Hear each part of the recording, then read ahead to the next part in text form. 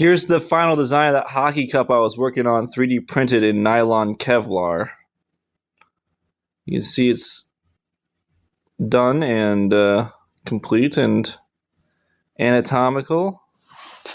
Here it is compared to a standard factory design cup.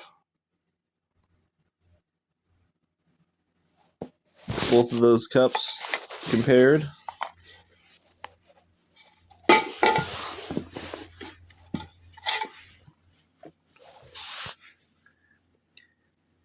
One on the right is the one that I made. Factory one is on the left.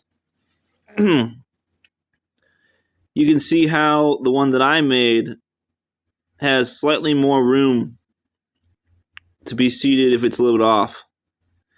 So if you don't have a Bauer jockstrap / hockey garter belt and you're using a regular strap for a cup, you shouldn't have a problem with seating it. So, because it don't have to be directly resting there exactly where it needs to be, because there's enough room for it to go. And it's anatomical. So there you go. That's my design.